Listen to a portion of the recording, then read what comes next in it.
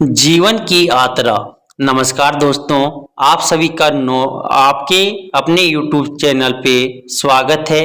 दोस्तों, आज का यह कहानी आप सभी के लिए बहुत ही स्पेशल और मोटिवेशनल साबित होने वाला है। दोस्तों, आज की इस कहानी के जरिए मैं आपके साथ एक इंटरेस्टिंग स्टोरी शेयर करने वाला हूं, इसलिए दोस्तों इस कहानी को अंत तक जरूर बने रहें। अगर इस चैनल पे नए हो तो चैनल को सब्सक्राइब करें और बेल आइकन को प्रेस कर दें। तो चलिए बिना समय को गवाए हुए कहानी की शुरुआत करते हैं। जीवन की यात्रा पर एक प्रेरणादायक कहानी। एक बार की बात है, एक बहुत ही बुद्धिमान व्यक्ति एक स्थानीय गांव में रहता था। वो बुद्धिमान व्यक्ति उस गांव का मेयर था और गांव का हर कोई व्यक्ति उसका सम्मान करता था। उसके विचारों और राय को अच्छी तरह से स्वीकार किया जाता था।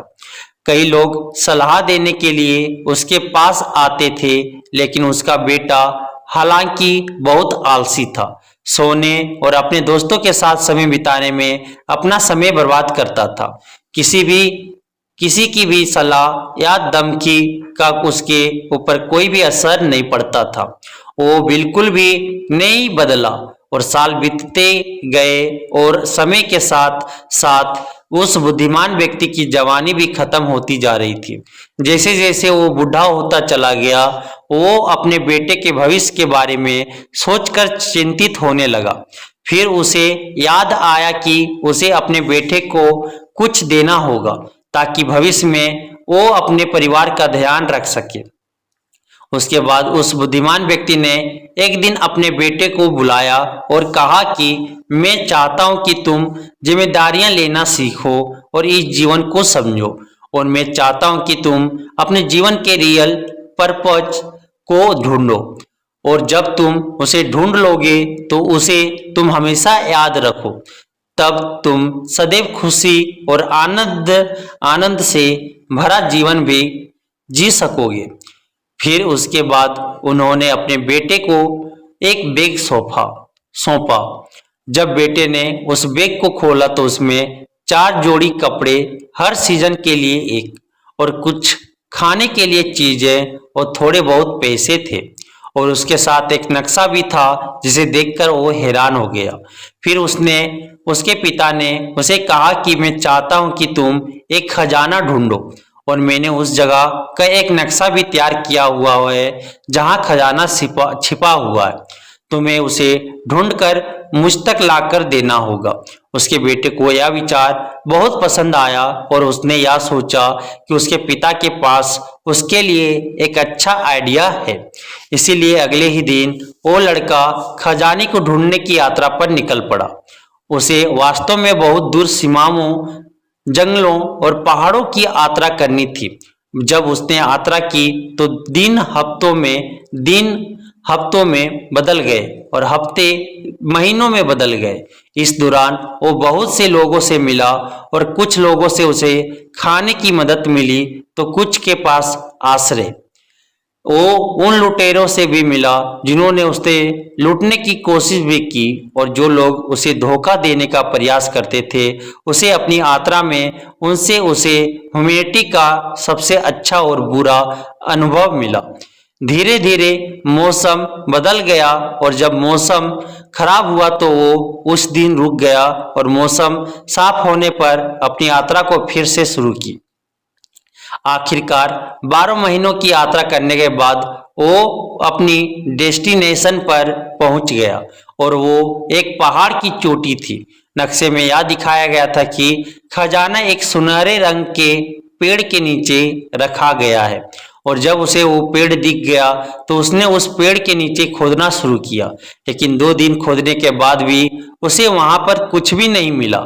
तीसरे दिन वह इतना थक गया कि उसने निराश होकर उस जगह को छोड़ने का फैसला कर लिया और अपने घर वापस लौट आने का मन बना लिया।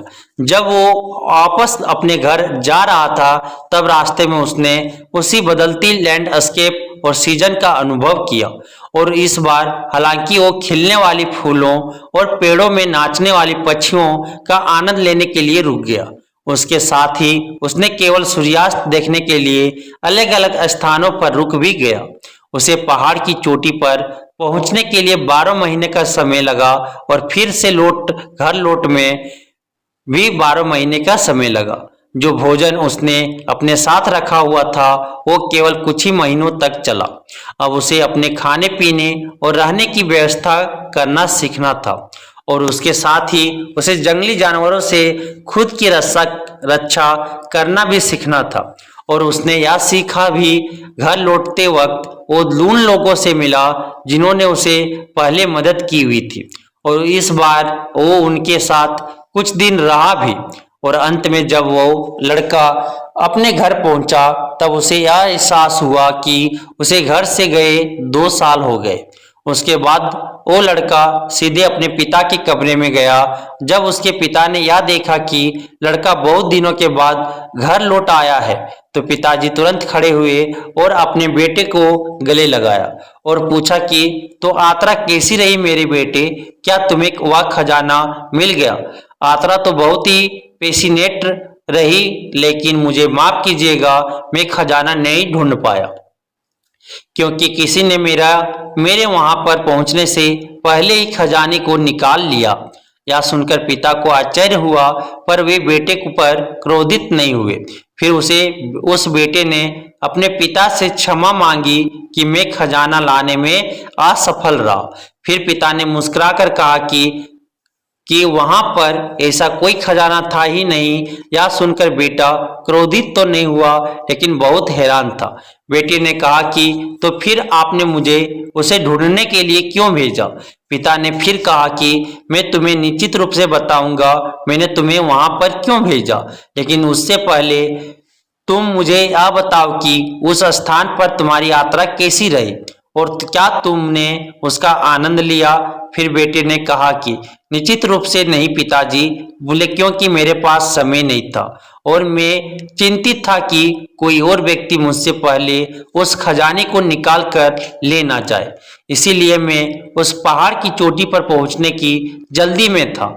लेकिन मैंने घर वापसी के समय में यात्रा का आनंद लिया।